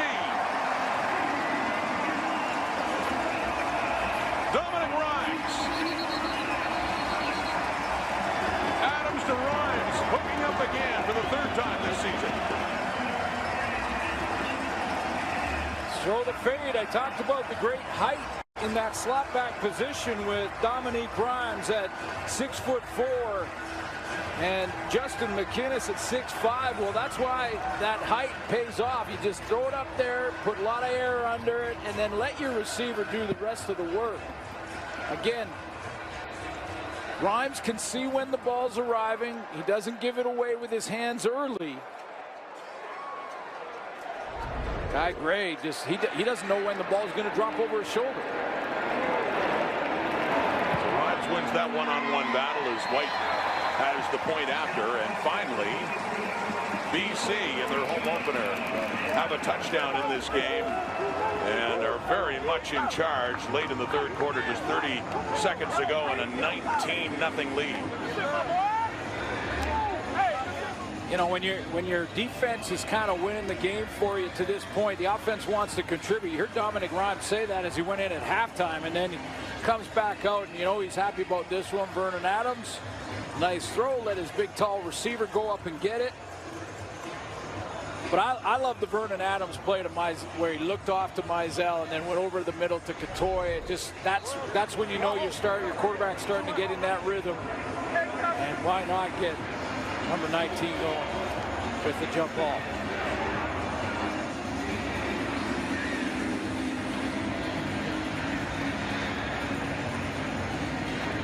Now, I said just before the half, not that it's all Taylor Cornelius as the Elks look to receive this kickoff, but sometimes it's not the goalie's fault and you pull them anyway, right? Just to change things up. Yeah, exactly. Just to have a different look. Panel talking about that at the half, whether or not they should do it. Or Chris Jones should make that move. Kyron Moore has it at the Edmonton 15. They're down 19 now.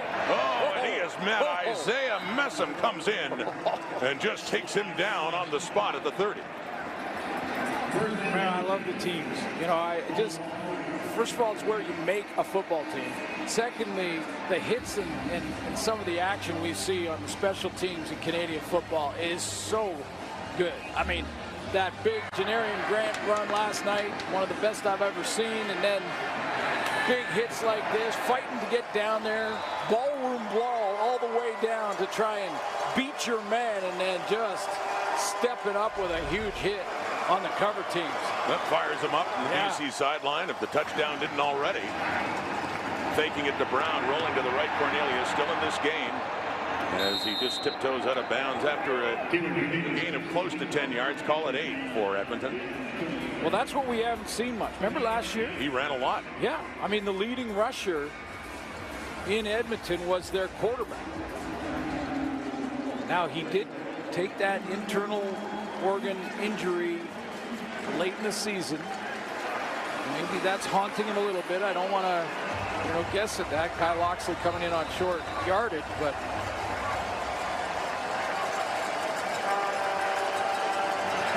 just a little more reluctant right now to take off and run.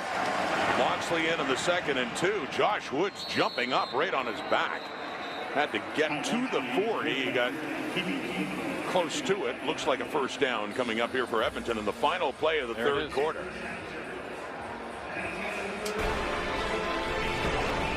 Another challenging quarter for Chris Jones and the Elks as the Lions start to pull away with a field goal and a touchdown. Finding the end zone. Adams to Rhymes. 15 more here in Vancouver.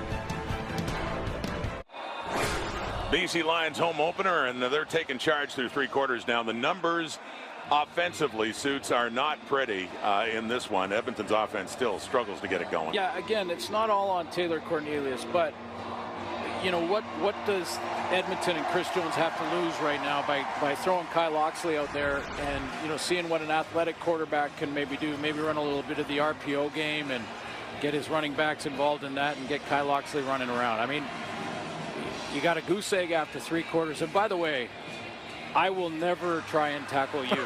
I'm going to say that. I'm going to declare that. Hey, wait a minute. I watched you play. Hard-hitting safety coming over the middle. I'd be worried. Here's Robert Holland. What are they? We already threw the challenge out to Milt. Do you think they're working out logistics? Yeah. So we'll wait till all the fans are gone. We're going to do this, right? We'll Milt's do nodding, yeah. We got a quarterback. We got Matty. Matty can throw. They played against each other. Holland had played for the Lions and old Edmonton Eskimos. That's in the hands now of Stephen Dunbar on the reception. A couple defenders over there chatting it up too. And Ches to Javon Holland is describing how hard he hit Milt earlier. And you get the star with the Miami Dolphins there, and he was impressed.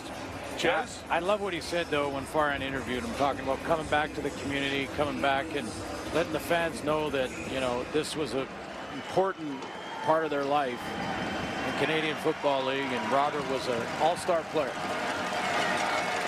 Absolutely. 2nd and 6, Edmonton 44. Cornelius is taken down. It's Matthew Betts coming in for his first sack of this game. And the misery continues for that Edmonton offense. 2nd on the season for Matthew Betts. He gets in that sprinter stance. 2 hands on the ground. It's a 4-point stance, it's called. He comes off the edge, uses his hands. Gets Andrew Garnett reaching for him and then swims right around him.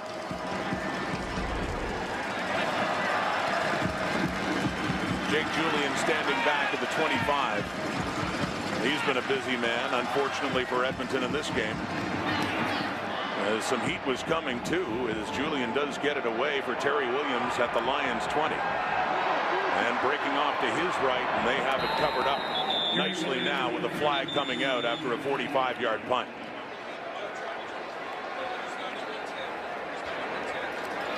Legal block, BC, number 18. It's a 10-yard penalty, first down. Calling Justin McInnes. It's Justin McInnes announcing a penalty on Justin McInnes. How often are you going to see that?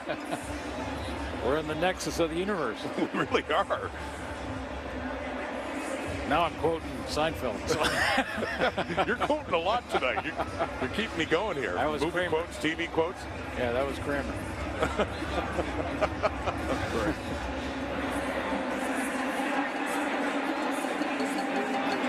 Real nice turnout here in Vancouver. LL Cool J, if you're just joining us, put on a tremendous show. Get things kicked off. The energy in this stadium, outstanding. And Vernon Adams approaching 300. He is, and there's the center, Michael Couture. We're not looking ahead yet. Still lots of football to be played, but Couture is going back to Winnipeg, face his old team next week. Caught by Eberhard again. Glenn talked about getting the chance to play in this one with the injury to Lucky Whitehead, and they're already without Keon Hatcher, but have not been suffering at receiving for Vernon Adams. There's Lucky. Explosive player, and another former Bomber talking about Couture.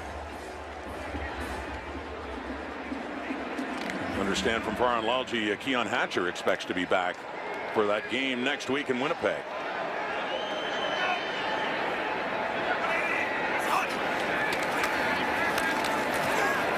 The 25 and Mizell. Of course, Michael Couture, the former SFU grad. Right. One of the many greats from Simon Fraser, including yourself. Well, there's been a tremendous effort by the football community to engage the university and the entire leadership group to try and, in the hopes of reversing a decision to cancel the SFU football program. Farhan has been very involved in it. Yeah, done an excellent job working at it. And here's hoping to keep football going at Simon Fraser. Well, apparently at this point they've recommended that this season won't happen, but that there's still, and we all are holding out hope. Amar Doman's been a big part of it. Has pledged $500,000 to make sure that it had nothing to do with money. It's one of the most respected football programs in our country, and we just no one across the country wants to lose it. And he is quickly, making quite a statement about the value of football in BC and using his influence that way. What a great job he's done with the Lions, as we talked about before. A player is down for the Lions. Dominic Rhymes back in a moment.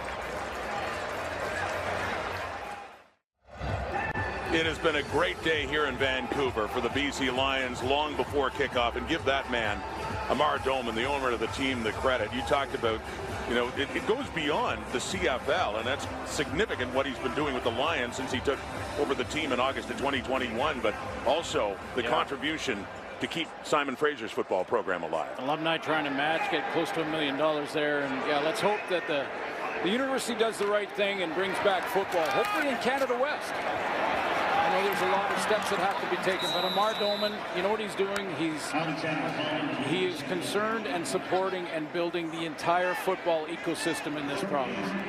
Engaging the fans, not just in the Lower Mainland and the city, but outside in Langley and on the Vancouver Island. He's got ferries that are tied in with the tickets and all of the stuff that he's doing to fill the seats. Over 30,000 in 2 openers. And Farhan chatted with him earlier at the start of the season. Isn't he coaching as well? He's coaching his kids in flag football, yeah. That's tremendous. Engaged, fully in. He is fully in. Yeah. This BC Lions. 3-man rush again for Edmonton now in the 2nd and 9. So a crossing route, and that is complete. And with the carry afterwards, looks like another first down there for BC, or they'll be close. It'll be short. Javon Catoy just missing by about a half yard.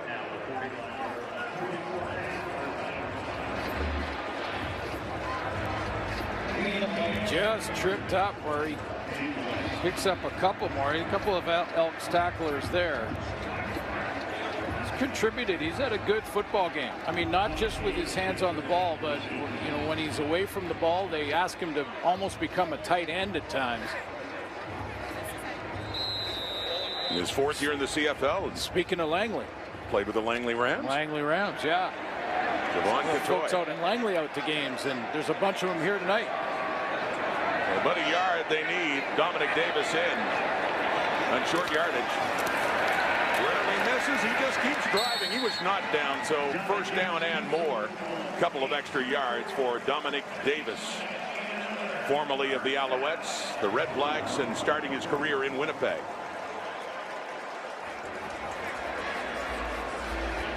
Another part of the great history of the BC Lions, their former coach and GM, the great influence he had. He's talking to our boss, Paul Graham, there. Speaking of football royalty, I'll tell you what. I think Wally came for LL Cool J is what he did. He came to watch a real good concert. No, I mean, he's still engaged, man. The best all time. All time, all time.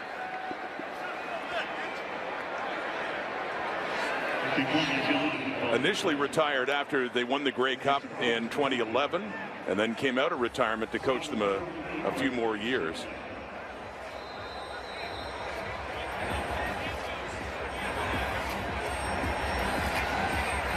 Eighth play coming up here, the longest drive of this game, which it had been pretty much a defensive game until BC put something together there. Three-man rush again, and just sitting down and making the catch is Alexander Hollins inside the 50, and again at 10, and another first down. The Lions on the move.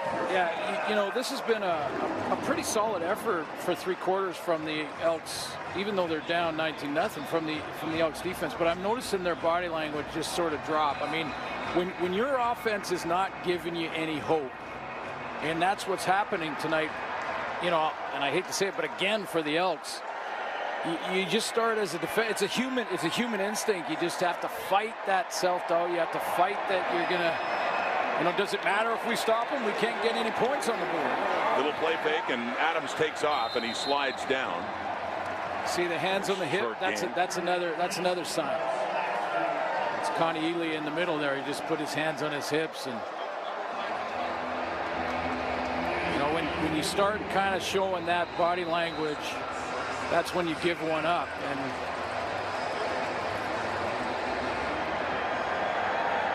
but discouraging for Edmonton in this visit to BC Place again for a close loss to Saskatchewan last week. They did have a chance to go ahead from the 44 in a 2nd and 6, and with that three-man rush, Adams has all kinds of time. A flag does come out as he does take off and get it inside the 40.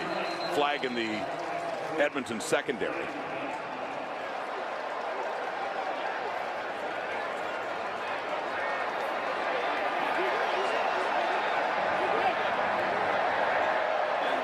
Illegal contact, Edmonton, number 6.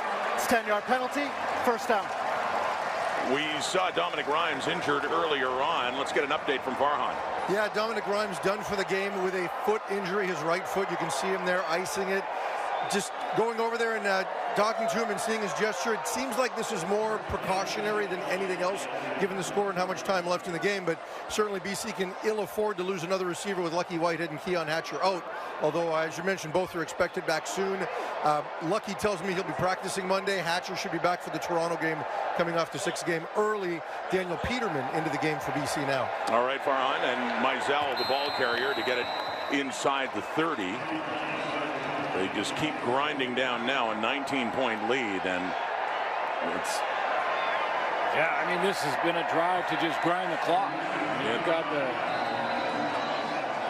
the lead. You've got the game well in hand here, and grind down the clock. 12th play coming up on this drive. Longest is mentioned in this game.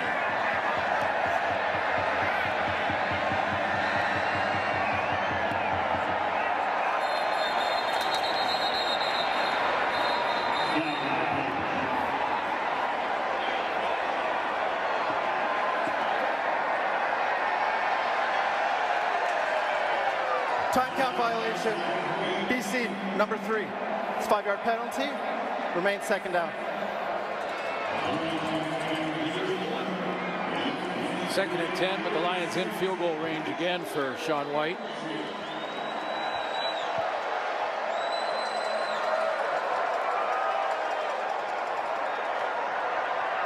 Rick Campbell's team exploded out of the gate in 2022. Won their first 3. They were 8-1 when Nathan Rourke got hurt. They ended up with a 12-6 record. Went to the West Final in Winnipeg. That one in and out of the hands of Justin McInnes and falls incomplete.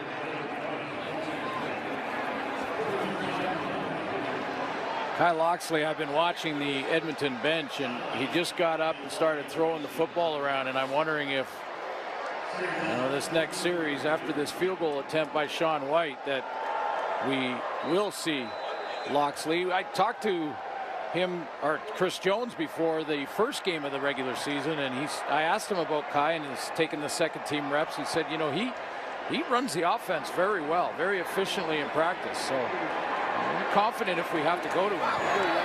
Sean White. He's back on track after a rare miss, as he goes 5 for 6 and just a gorgeous day in Vancouver. 22-0. The Lions closing in on winning their home opener. Well, not a happy return to Vancouver for Chris Jones. Had a couple of tough games here a year ago with the Edmonton Elks, and this one they're down 22 points. Haven't scored. Taylor Cornelius, low pass near midfield, incomplete. You know what, the Lions defensively have been great tacklers tonight. So when Cornelius throughout the game tried to dump it down, and there's Kyle Loxley, he warmed up but didn't get to go out. Apparently they're not going to make the change, but when they're tackling, when they try to swing it, giving up a couple sacks, then they try to go down the field, and you just saw the knockdown. Again, just wondering, and I'm sure there's a lot of Edmonton fans wondering why they don't give Kyle Loxley a look. So on second down at the 40 and a deep ball, Cornelius. He has an arm. That's a rare target for Eugene Lewis, and they haven't seen nearly enough of him on the night, and not having the kind of game or the kind of production they had in their opener last week. So third down coming up again. But the first thing you got to do if you want to break the habit of losing, and winning becomes a habit, and so does losing. And the first thing you got to do is it's about your body language. Are you walking on the field expecting to win, or are you walking on the field hoping to win? When bad things happen, do you drop your head, or do you say, forget that one, flush it, and let's go? Punt from Julian. 4:41 on the clock in this fourth quarter. 57-yard punt, Julian. Terry Williams, and he is taken down rather abruptly by Jake Plamondon in his second year. Special teams. What a day in Vancouver. Looks like the home side going to get to see their team win as well. Coverage of the Special Olympic Games continues Monday, 3 Eastern, noon Pacific, here on TSN. Volunteers are the backbone of the Special Olympics movement. From coaching to scorekeeping to registration, there is a role for you. You can join the movement today. Visit www.specialolympics.ca/callingallvolunteers to get involved in Special Olympics. 4:19 on the clock and counting. BC Lions are pitching a shutout, and they've got the ball again in Meisel's hands as he gets it up near the 25 and a 5-yard pickup.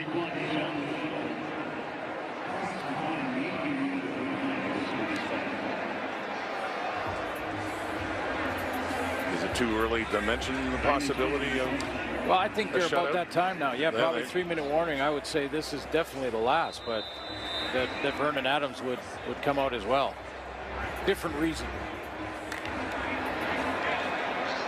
What a start to a new season with the BC Lions. Vernon Adams had. He was traded last August, at the end of August, after the injury to Nathan Rourke.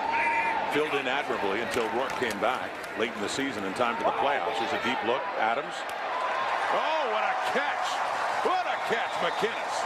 Doesn't get the ball thrown his way a lot, but he's had some beautiful grabs, and that one is a big first down for BC in a 36-yard game. Well, the game was still in the balance a week ago against Calgary when he made a huge catch on 2nd and long on the sideline to keep the drive alive, and the basically sealed the deal for the Lions, and that is an outstanding catch. Kept fighting with it, made sure it didn't touch the turf, with defender all over him. Yeah, Enoch Makonzo all over him there. 35 and over 300 yards passing for Vernon Adams on that one to McInnes. 323 yards specifically. Mizell again running hard, driving down towards the 40 on that first down carry. As they give the official 3-minute warning, 2:37 on the clock. All BC waiting to celebrate in their home opener. Our panel has thoroughly enjoyed the road trip to Vancouver, but you know, they all have to hop on a plane. Well, not Ches, he's staying out, but Milt does, and Kate does, and Maddie does. Milt and Kate back in studio. Maddie's going to be in the booth with Marshall Ferguson for the call of a great rivalry in the Argos season opener at home against the Hamilton Tiger Cats tomorrow to wrap up week 2. Chad Kelly, the #1 quarterback with the Toronto Argonauts now, and in an impressive showing coming off the bench in the Grey Cup last November. Dominic Davis on the 2nd and 1 gets that one and then some. Well, Vernon Adams coming back out. I thought maybe put Dominic Davis out there for the short yardage. Maybe Rick Campbell might just leave him out there, but they're going to let him. Now they're probably going to run the ball now. You're inside of the 3-minute warning. 22-0 lead. Shutouts don't happen very often in this game. They don't. Not for the BC Lions either. It has happened twice before. The last one, August 23rd, 1977, against the Toronto Argonauts, 30-0. That's the last time BC had a shutout. Hope Lions fans don't think I'm trying to jinx this. They have the ball. It's under 2 minutes. And a 22-0 lead right now. But imagine that. The Lions started roaring in 54. They go back a long way. Yeah. And 2 shutouts to their credit. And this could be number 3 coming up in this. Well, they've been just this last 2 series, they've been just grinding it down again. The Edmonton defense a little beat down after not getting much much production out of their offense. Told by our producer John Hines, the first one in Lions history. They started in 54. They had won in October of 1960. They had a shutout. And then they got another one 17 years later against the Argos, 30-0. And here in 2023, they are closing in with 1:23 on the clock. And franchise shutout number 3. And speaking of 3, ask Rick Campbell about Vernon Adams. And the shutout, you got to give a shout out for the shutout if they do get it, of course, one way or the other for Ryan Phillips, their defensive coordinator. But Rick Campbell talking about Vernon Adams, though, really appreciated his attitude last year coming in from Montreal, knowing that if Nathan Rourke can come back, then the job is his. He goes to Jacksonville. Campbell loved Adams' attitude and ability, of course.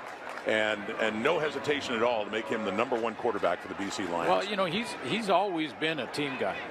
You know, and team first guy, and he's the guy that brings the receiving corps down to his place in the States, and they work on things in the off season, and it's his dime. You know, quarterbacks have big money, but it's his dime, and he brings them down, and he works on it. He works on that chemistry early on, and he's always been a great guy in the room no matter where he's been, and so that's been there, but a very difficult situation to come in, and he played well for the Lions. It was kind of something that was overshadowed, obviously, with Nathan Rourke and how spectacular he was, and now with my new favorite NFL team. The Jacksonville Jags? Yes, sir.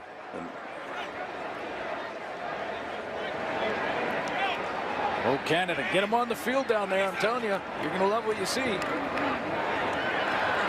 Keeping it on the ground late in this one, seconds to go, but Argos Ticats. Yes, sir. And that rivalry it's just historic, and they played a bunch against each other. It was all grouped together in the sked last year, but Dane Evans, former Dane Evans, of course, former Ticat, knows all about that rivalry too.